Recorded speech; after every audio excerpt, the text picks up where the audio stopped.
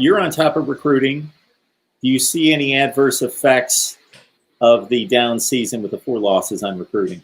I don't. That's the thing that's smart about these kids, especially this 2021 class. They're a bunch of resilient kids who've been through the gauntlet this year with, having some of their senior seasons denied completely. Some of them just postponed, but a lot of crazy adverse effects that they've had to go through, especially with recruiting visits.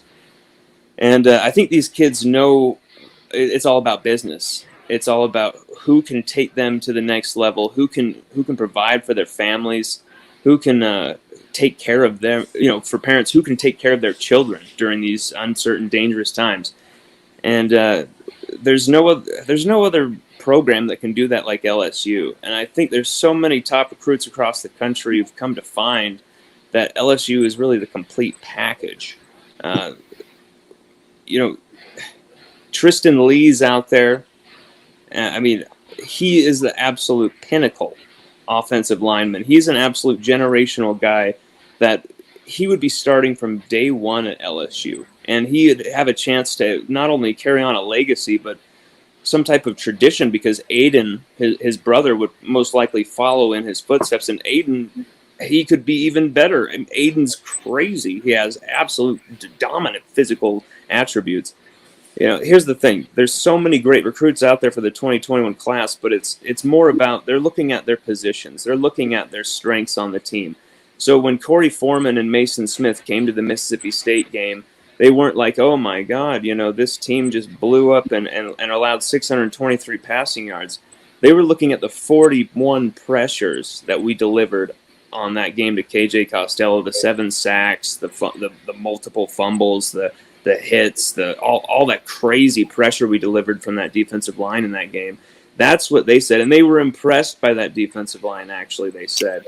So, while Bo Pelini gets a lot of heat, Mason Smith, the number 1 DT in America, the number 2 defensive lineman in the country, but just behind his buddy Corey Foreman, he actually said in his own words, Bo Pelini, is the reason I want to go to LSU. So,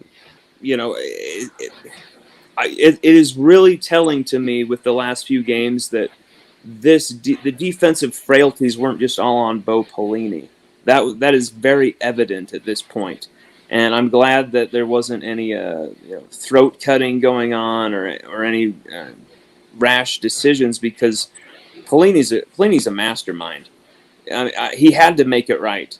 And what he did against A&M, what he did against Arkansas, even while there's players who may not believe in his concepts, may not believe in what he's selling, and they're still showing out for him. They're still putting their all out there for him. And it's a lot of it's ugly, Mark. It hasn't been pretty on defense.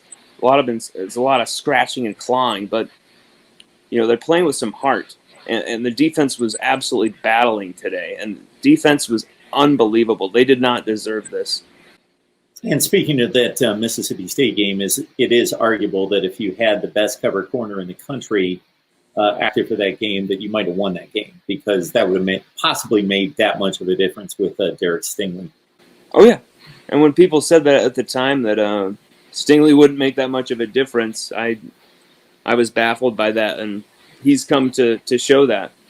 Now, our second best comment of the night, Lon's coming in from Adrian Perkins, who says, Lon bringing the fire and truth. Ah, Adrian, my man.